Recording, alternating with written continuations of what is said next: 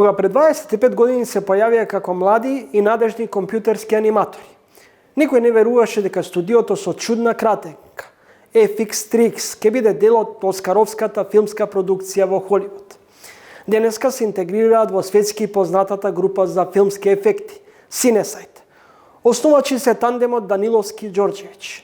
Гостинот на Марија Димишкова, Миловој Ѓорѓевиќ, е разочаран од неспособноста на македонските власти да ги стимулираат странските вложувања во индустријата за филм, анимација и визуелни ефекти.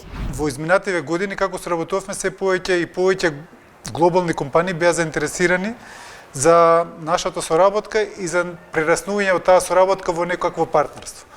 Од сите досегашни контакти и сите наши досегашни искуства, решивме дека сепак во овие времиња е битно да се има таков интернационален партнер кој ќе помогне да отидеме еден чекор погоре и да пораснеме на глобалната сцена на едно ниво понатаму, и за тој чекор следен што го планиравме, ја избравме Cinesite како најповолна партнерска компанија која што ќе не прати во овие наши авантури. Ја споменавте глобалната сцена и канцелариите во Лос Анџелес. На овие простори, а и во регионот сте познати по лидерската позиција кога станува збор за анимацијата. Работите и во Холивуд. Холивуд умее да биде гламурозен, но знае да биде и суров. Што значи да се биде толку високо позициониран на таа глобална сцена? Вака, во генерално кога зборам за глобалната сцена, Холивуд е се уште центарот на филмската индустрија што се однесува до продукцијскиот дел. Што се однесува до човечките ресурси, веќе тие се глобализирани, се расфрлани низ целиот свет. Се помалку имате човечки ресурси продукцијски во самиот Холивуд. Холивуд значи остана хедквотерсите на сите најголеми компании. И таму е битно да се биде, затоа што сите тие контакти со тие големи компании токму таму се остваруваат. Тој е како еден централа хаб на целата индустрија. А додека човечките ресурси веќе се глобализирани низ целиот свет, се распространети. Приматот за човечки ресурси моментално го презима Канада, затоа и отворивме во Торонто. Меѓутоа останато е хедквотерсите сите се во Лос Анџелес. Ги споменавте младите кадри. Вие во доба на короната започнавте со едни стипендирани обуки за лоцирање или изнаоѓање на креативни умови кога станува збор за полето на визуелните ефекти. Во моментот веќе тече една таква школа која што треба да биде реализирана за 60 ученици до јануари, чинам, следната година. Сметате ли дека тие 5 до 6 месеци се доволен временски период за да се изнајде кадар кој што ќе може да одговори на холивудскиот пазар? Како тече тој чин на селекција на кадарот? Во процесот на обука ние имаме обуки кои што се од неколку месеци, меѓутоа се тие првични обуки. Бидејќи после тоа најдобрите влегуваат во процес во канцеларија кај нас на работа и тие наредните 2 години фактички уствари се билдат да станат артисти. Така да процесот е некаде 2,5 години за да добиете артист од почетно ниво до артистичко ниво.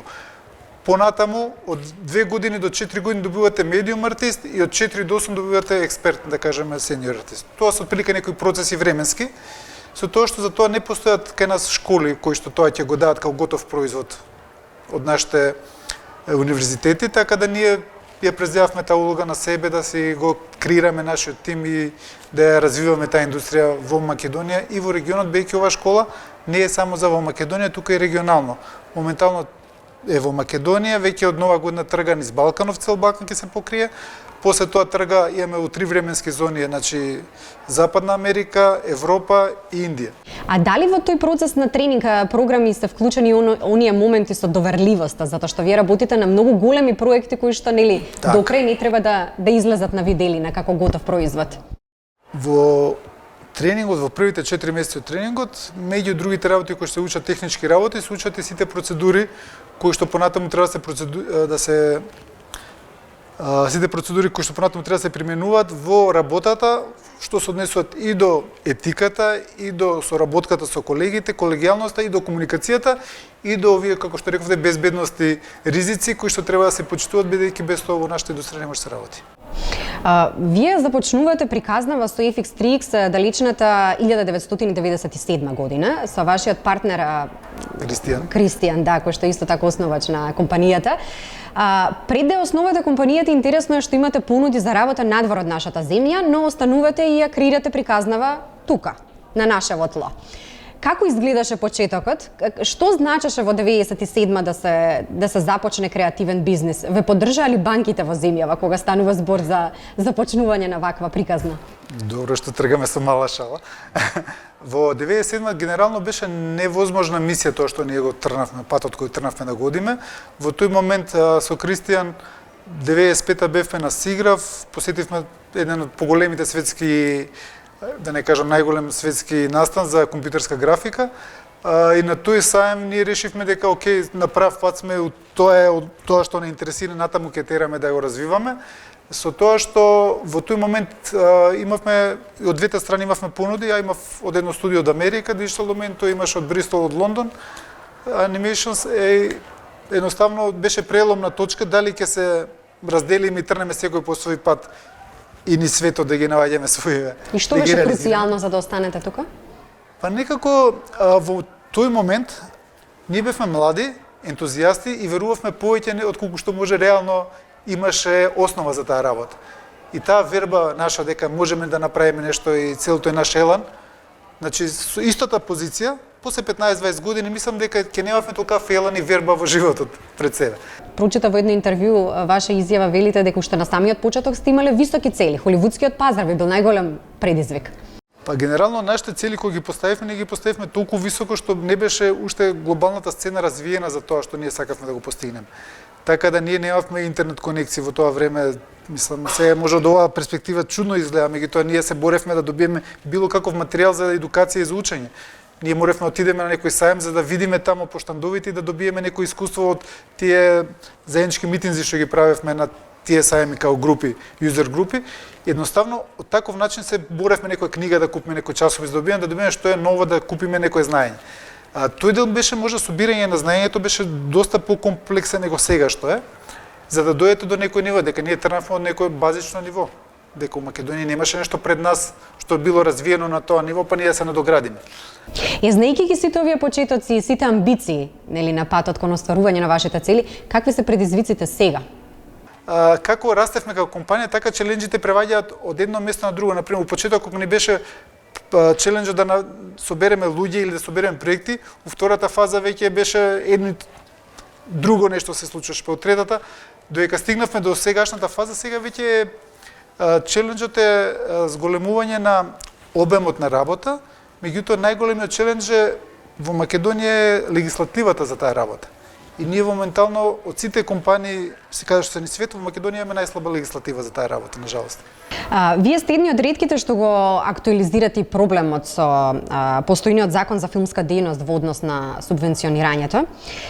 Зошто не се менуваат законските околности и дали овој момент останува заклучен во фиоките како уште едно предизборно ветување? Генерално ние бевме на време, реагиравме и на државата и дадовме heads up, што викаат, за да знае што ќе се случи наредните 10 години и што треба се стори во државата. Ние уште во 2010 година кажавме што се случува на светската сцена и што треба Македонија да направи како стратегија за да се приближи да го земе дел од тој колач да се донесе во Македонија. Беше тука турбулентно на 2 години, додека успеа неслушна и да покренат нешто, се покрена иницијативата, трна изработка на закон, 2014 година е направен законот. Ние бевме први во овој регион што направивме закон за филмска дејност или за поврзано со tax incentives-от, кој што е сега генерално секаде во свет. Во овој регион ние бевме први. Сите после тоа го ископираа тој закон и го направија во нивните држави, например Србија, Хрватска, Бугарија направи. Кај нив тој закон донесе голем прогрес во филмската индустрија. Во Македонија, нажалост, поради некои ситни промени кои што се ставени зборови во тој закон, се оневозможи користењето на тој закон, а уште полоша понесекне конструкцијата дека во тој закон е ставено одлучувањето на комисија која што е нестручна за таа работа. И тогаш имате конфликт на луѓе да одлучуваат, тоа е исто како ја да влезам во земјоделството и ја да одлучувам за политиките во земјоделството. Тоа значи дека институциите немаат доволно слуги за оваа работа, можеби? Па генерално да стават на тие места луѓе кои што бија. Па генерално со години, 10 години покасно, ние се уште збориме и секогаш некако имаме добар од било која власт и било која гарнитура во Министерството или во Агенција за филм, секогаш на врвните позиции имаме разбирање. Има согласност, дури имат и желба и работат на таа тема се смени. Меѓутоа во Македонија процесите се секогаш заглави на пониско ниво. Затоа што за да го одработите тоа и да го смените, имате голем административен механизам кој што треба да го покренете и кој што треба целото тоа да го избутка и на крај има нешто се вика политичка волја, што кај нас секогаш политичката волја е нешто друго е побитно. Затоа што кај нас се турбулентни времиња и во политиката кој ќе дојде до момент нешто да внесете некој нов закон, секогаш има побитни работи, што реално во многу ситуации и е така. Многу побитни работи се случуваат. Едноставно немаат време да се на тоа насочат и да го сработат. Господине Ѓорѓевиќ, ви благодарам за вечерашното гостување во Трилинг. Благодарам и на поканата.